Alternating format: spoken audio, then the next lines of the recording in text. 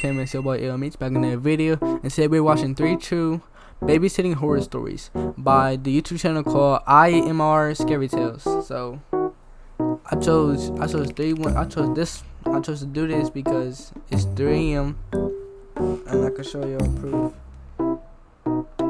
It's open. Hold on. It's actually 3:09 actually, but still 3 in the morning, and this is 3 horror videos. So 3 horror videos at 3 AM.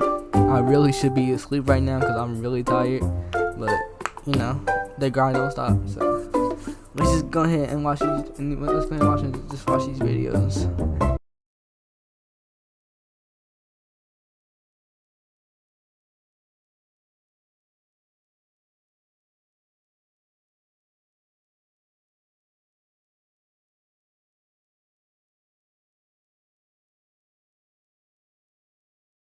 Story 1. I knew something was wrong with her the day she came for the interview. Her whole demeanor seemed odd to me. She had these old framed glasses and a stern face, but she somehow managed to impress us with her professional behavior. She said her name was Jolene. I took her to the children's behavior. She said her name was Keep it a buck. Jolene. Are you hiring someone to watch your kids if she looking like this? Look at her. I don't know. I don't trust her at all. No. I took her to the children's bedrooms, one after the other. She didn't seem much interested, though. The way she walked was weird, too. Her upper body was slouched, showing her layered belly. I showed her where the toiletries are kept, but she was more interested in watching TV in the hall across. Jolene? Jolene! Yeah? Did you hear what I just said? Sorry, I got distracted. Please, pay attention. Soon, Jolene became a presence in the house. My 5-year-old son and 2-year-old daughter are shy kids. They never made a fuss. Jolene was good with them, but she hardly interacted with my kids. She always kept to her job. This is the only reason she kept being our kids' nanny. But soon, things started to change. One day, I entered my son's room and saw him holding his breath. Jolene was folding his clothes and saying, "Don't cheat now. You know you made a mistake." I opened the door and said, "What's going on here?" My son's face was turning red. I rushed towards him and screamed, "Stop it!" My son exhaled deeply. I turned towards Jolene. Why was he holding his breath? No, Mama. I made a mistake. Jolene told me not to mess up the washed clothes. We don't learn without punishment, right? I mean, he right. I guess we don't learn without punishment, but like, not from you. You don't get punished from her. Like only I can punish you. I'm your mother, your father. You feel me? Like no, she not doing good. She gotta go. I don't even know why she's still here. She gotta go. Like she got one warning and that's it. She done. What the? Jolene? Is this what you're teaching my kids? My husband rushed into the room hearing my voice. I explained everything. We both warned Jolene not to punish our kids no matter what. She must inform us first, and we will decide what happens next. Jolene obviously didn't seem much happy about it. I was so mad at her, but I couldn't kick her out of the house because of my husband. I avoided her and cut off her wage for her behavior with my son. Every day after work, Jolene would ask my permission before going home. So one day I was busy doing our taxes. It was around 7 p.m. My kid. I thought she had a black eye from that little angle. This right here. I was about to say, is her husband beating on her? Bro, is she throwing hands with Jolene and she losing every time? One day, I was busy doing our taxes. It was around 7 p.m. My kids have yet to go to bed. They wanted to play for some time more, so I let them. Jolene asked me, "Can I go home now?" "Stay until they go to bed, okay?" She didn't say anything, just looked at me in a very creepy way. A smirk came to her face, and she silently left. Time went by, and I tucked my kids into bed. My husband and I had dinner and went to bed as usual. It was around 2 in the morning. I woke up feeling thirsty. I came down and didn't bother to switch in the light. The pale moonlight from the window was enough to get by. I poured water into the glass when I felt a deep breath on my shoulder. I turned around and saw a pair of eyes glowing behind me. The owner of the eyes brought her face closer, and I saw it was Jolene. Can I go home now, ma'am? Oh my god, you're still here? You told me to stay, so... Good lord, Jolene. Yes, you can go home. I woke my husband up and he drove Jolene home. One day I took my kids to the park for a small picnic. Jolene was holding the pram with my daughter in it. My son ran ahead of us, pointing out to a tree. We sat under the shade of it, and my kids played right in front of my eyes while I had some fresh juice. Jolene was standing in the corner when I saw her. Why? Everywhere y'all go, she not supposed to go with y'all though. Like, she supposed to be the babysitter. She cleans the house and she a babysitter. She don't, like, you feel me? Like, you the mom, she supposed to be taking her kids with her husband out in playground, stuff like that. Why is Jolene there? And why is Jolene pushing your daughter's shoulder? Like, low key, bro, you know Jolene on something, so she could really like hurt your kids, and basically it'll be your fault because you let her just hang around for this long. Like, no. Her looking at a woman. Her face changed. She got nervous, and the woman too has started approaching her now. The woman came to us and hugged Jolene. How are you now? Fine.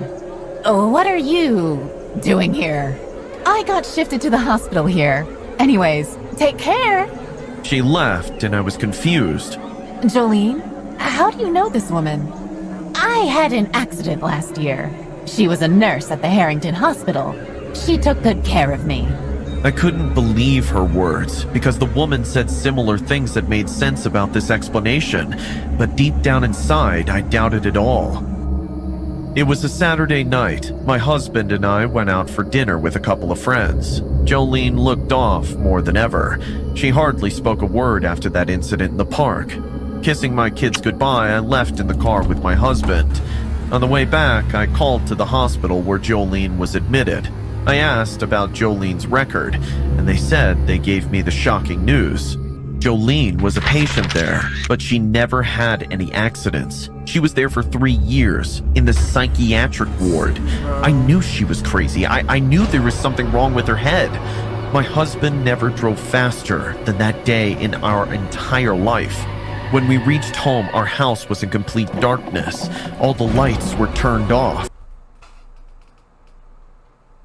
I know I cannot be tweaking right now.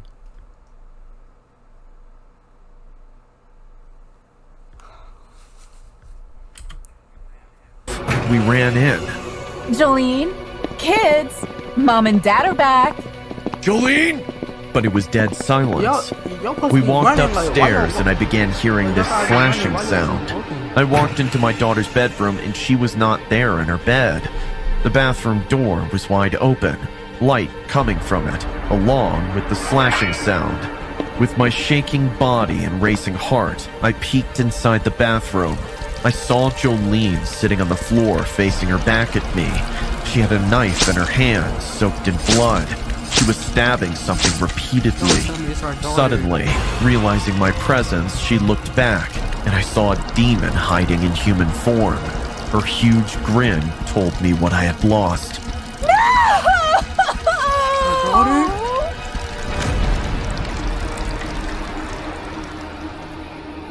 The story you just saw. That's it? I mean, that's not it, but like, we never got clarification if it was her daughter or not. I mean, most likely, yeah, but like, it could have been something, you know. There's hope, possibilities, but I guess just the actual woman, the actual lady right here. Saw is loosely based on the terrifying crime in the late afternoon of October 25th, 2012, at the La Rochelle apartment building on the Upper West Side of Manhattan. Lucia and Leo Krim, aged 6 and 2, were murdered by their nanny, Yoselin Ortega. She was convicted of stabbing the children to death with kitchen knives while their mother, Marina Krim, and 3-year-old sister, Nessie, were a few blocks away at a swimming lesson. Upon returning home, their mother and sister found Lucia and Leo dead in a bathtub at the family apartment. On February 22, 2018, 12 jurors were chosen for Ortega's trial, and opening statements began on March 1st in Manhattan Supreme Court. On April 18, 2018, Ortega was found guilty of first-degree murder and second-degree murder. Ortega was sentenced on May 14, 2018, to life in prison without the possibility of parole. I speak, niggas weird. I'm fucked up, ate a pregnant, I'm cured. One time, That's deep, I took though. a babysitting gig on Halloween night. It was a couple named Tillman who had a 7-year-old daughter, Pamela. When I reached their house, Mr. and Miss Tillman were ready to go out. Miss Tillman took me inside and pointed at the freezer. There's plenty of food. Eat whatever you like. And there's extra cash on the kitchen desk to order pizza. Pam has gone to bed already, so you won't have anything to worry about. A car horn honked outside, and she rushed to the door saying, I'll just be 3 houses away. Also, you have my number. Have a nice time, Mrs. Tillman. I watched her driving off in a car. I closed the door and punched the security code to lock the house. The house was massive, and with the Halloween decor, it felt spooky to be the only one awake. I walked to the kitchen. From the big kitchen window, I saw kids running outside. I opened the freezer and took a can of ginger ale. I returned to the living room and switched on the TV to watch a scary movie. Just then, my eyes noticed the half-open door of Miss Tillman's room. It almost gave me a heart attack. I could see 2 bright glowing fireballs glowing in that darkness. I would have screamed if the lightning didn't occur, illuminating the clown statue inside Miss Tillman's bedroom. I exhaled, then got up to go to the room. A storm was about to come. I could hear the dark clouds rumble. My hand searched the wall beside the doorway, and I turned on the lights. What the hell? It was the statue of a jester, the professional clown who used to perform in court play. It was the first time I had seen something like this. It had a pointy, oddly shaped head. His eyes were sharp and broad. His attire seemed funny, but only his smile wasn't amusing enough. There was something very wrong with his smile. I noticed a hat with a bell attached under the statue. It must have fallen from his head. I picked it up and put it back on his bald head. I looked closely into his eyes. They were looking behind me, so they were not precisely creating eye contact.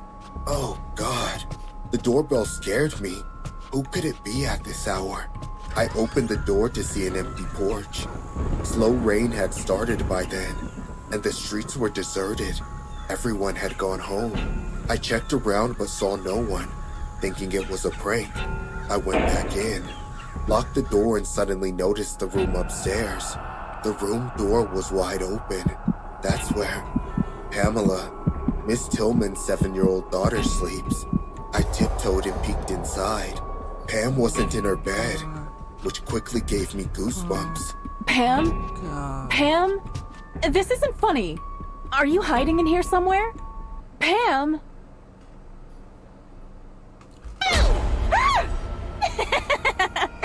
Sorry, it's Halloween. On everything.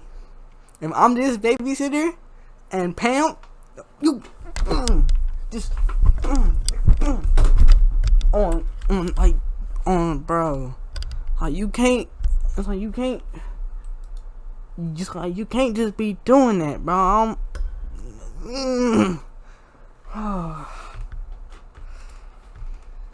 Oh, you little demon. You gave me a heart attack. And she's I tucked her laughing back at into bed and climbed downstairs. I forgot to switch off the light in Miss Tillman's room. As I went to do that, I again noticed the clown statue. It made me very uncomfortable, so I grabbed the bedsheet and covered the creepy statue. I then switched off the light and closed the door. I came back from watching the TV when Miss Tillman called me. Hi, I was wondering if you could stay for 2 No. hours. My husband will drop you No, home. you gotta come home now. No. Once we get back, I'll pay you a little extra, Jess. Sure, works for me. Oh, And Mrs. Tillman? Yes? I hope you don't mind. I covered the clown statue in your bedroom. It was freaking me out, so... What? What statue? We don't have any clowns?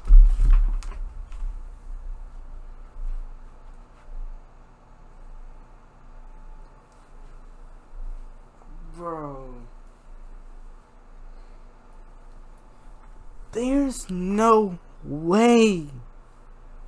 There's no way you let somebody, I guess, a person staying there in a clown outfit, a jester outfit, for like a good hours, bro. Statues, honey. My phone slipped yeah, and you fell gotta to the ground. get it, bro. You gotta I heard leave, it break run. into pieces, but I couldn't move. My legs felt numb. My body was shaking in fear. I slowly turned around, facing Miss Tillman's bedroom door. It was still closed. The heavy rainstorm was going on outside. I felt my heart racing because there was no way I was mistaken about this clown statue. I opened the door and switched on the lights. What I saw made my stomach drop. There was no statue in the bedroom, only the bedsheet lying curled up on the floor. Looking for me, Jessica? No Following the way. spine-chilling voice, I turned to the closet on my right, and there he was, standing inside the closet. I could make out his shadowy appearance and his glowing eyes, but there was something new added to his costume. A baseball bat. Oh my God! I freaked out finally. All this time, what I assumed to be a lifeless statue was some creep dressed like a freaky Halloween Why are you clown. still standing there, bro? I rushed to the Get door up and out of heard heavy there. footsteps behind me. I looked back and saw him walking towards me, laughing and swinging his bat. I kept crying and screaming as I rushed upstairs, but he grabbed me by my feet and pulled me down. My body scrubbed against the hard wooden stairs as I got dragged by this evil psycho. As I lay on the ground, watching him lift his baseball bat with a huge grin, my life flashed before my eyes. See you in hell, Jess.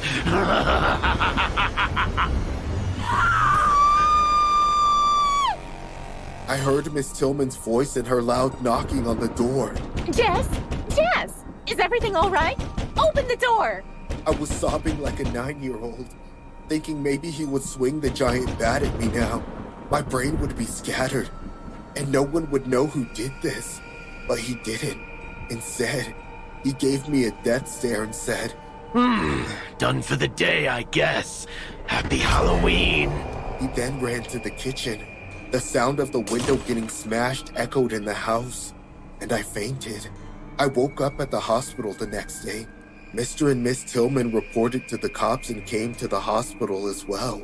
I told them everything that I experienced. It's been 3 days now. There's no information on that guy who snooped inside the house and dressed as a clown. The cops got reports of 3 home invasions and 1 murder that same night. Was it all him? Or were there more like him? I don't know. I'm just happy the kid didn't encounter that freak, or she would have been traumatized for life. I speak, niggas weird. I'm fucked up, ate a perk, now I'm cured. There used to be this girl I I don't even babysat know when I what was to in say. high school, and she was in primary school. Her name was Rachel. She was the oldest of 3 girls, and in pretty much every way possible, she was perfect. Her young siblings would always faithfully follow her example, which made babysitting for that family the easiest job I ever had. She was so beautiful too, and I knew she would have a bright future and would be loved by everyone in her life. Honestly, I was a little jealous of that, but I was still sad when she got old enough to take care of herself and her younger siblings. Then, eventually, I went off to college, so for several years I never saw Rachel or her family. In my 3rd year of studying psychology, I finally had a reason to reach out to her and catch up. I was doing a study on the effects of meditation, and I needed some subjects. Since I could use anybody for the study, I decided that the first person I wanted to use was Rachel. She was the perfect person. Hello? Hi, is this Rachel? It's me, Caroline. Oh my God, Caroline! It's been so long. How are you? I'm good. Been very busy with college. I missed you a lot. I missed you too. I've been struggling a bit with high school. It was better when you were here helping me with my homework. So, anyway, what made you call? Well, I might have an opportunity for you to make some money. I just need to pick your brain about a few things and ask that you keep it a secret. How much money? $100. $100? Deal. Great. Can you meet me tomorrow? I sure can. I'll be at the Richmond station around 5:30 once I get off school.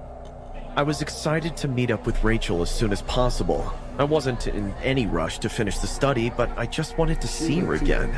I made sure to be there to meet her just before she got there. It's hard to describe just how my heart fluttered when I saw Rachel again. She was even more amazing than I remembered.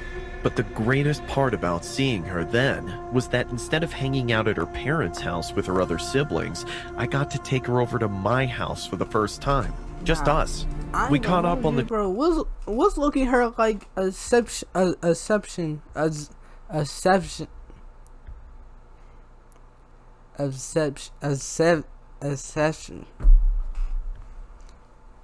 She's crazy, okay?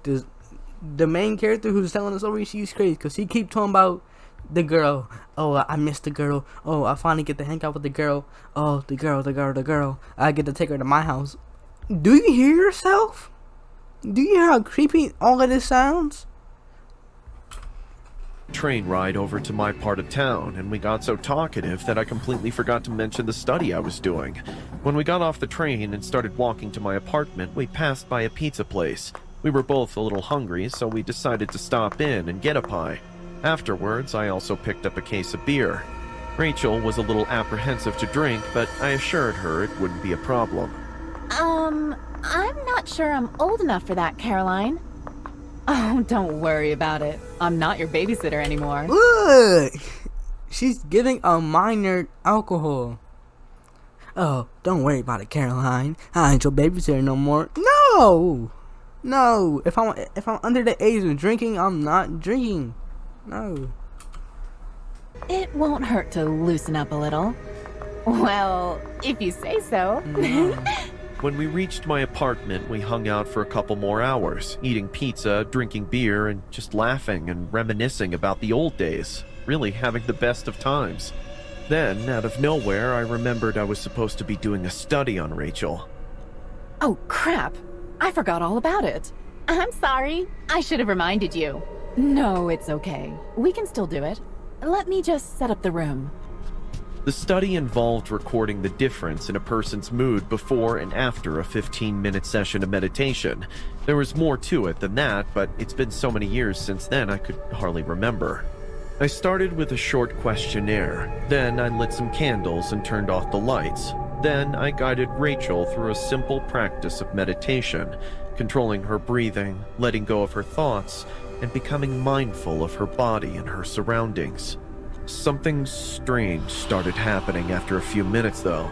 After I got Rachel in a good state and let her be for a bit, I was supposed to check in on her and ask her the same questions as before. However, she had become almost unresponsive, like she could barely hear me or even remember that I was there.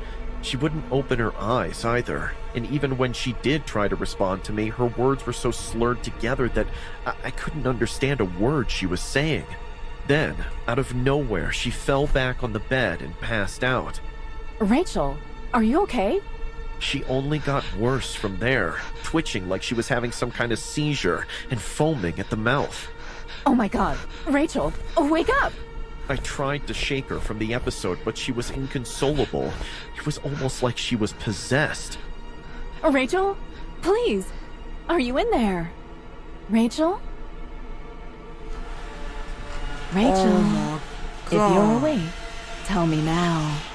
There was no response from her, just silence. Perfect. Finally, my plan was working. A bunch of greasy food, some alcohol, a bit of calming meditation, and a whole lot of sleeping pills crushed up and sprinkled on her slices of pizza while she wasn't looking was making her totally catatonic and vulnerable. Now, she was completely defenseless. I grabbed the telephone cord on my nightstand and wrapped it around. On everything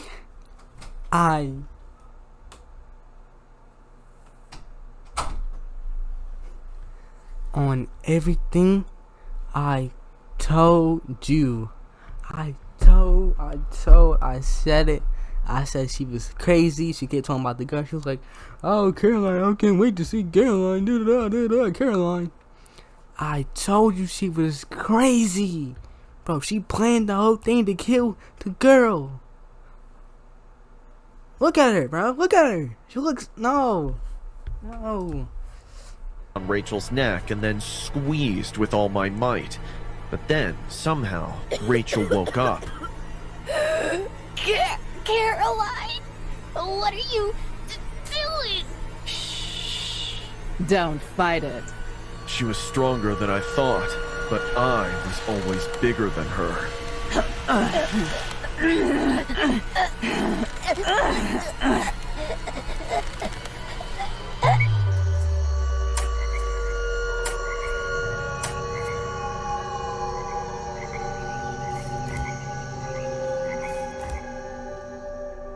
In 1999, an Australian girl named Rachel Barber unknowingly made a decision that would cost her life. Her once trusted babysitter, Caroline Robertson, offered... It's backwards. She's Caroline. She the killer. She the one who was planning to kill Rachel the whole time. So Rachel was the one who got murdered. Dang. Well then Caroline was like, Rachel this, Rachel that, Rachel this, Rachel that. I told you Caroline was crazy. I told you. Offered Rachel a seemingly easy and harmless way to earn a bit of quick cash. Little did Rachel know, Caroline had long been jealous of her looks and natural talents, and planned to literally replace her and become her. For this to happen, Caroline hatched a plan to lure Rachel into a trap, where she would make it seem like the teenage girl had run away from home and disappeared. But in reality, Caroline planned to make sure Rachel was never seen alive again. Afterwards, Caroline planned to lose 50 pounds, get a nose job, and then even change her name to Rachel Barber. However, after a week of searching for their missing daughter, Caroline Robertson was connected to the disappearance and brought into custody. It took her months to finally admit to the truth of what she did. Caroline Robertson was convicted and sentenced to 20 years in prison, but she was released 5 years early in 2000. What? She should have got life and death. Life. Cause in the first story, the old lady, she killed the daughter. She killed the daughter and the son, I think. And she got life. But Caroline killed Rachel, so she should have got a life as well. Is it because the first lady killed two, and she only killed one person? But that doesn't make sense to him. 2015. She got out of jail in 2015.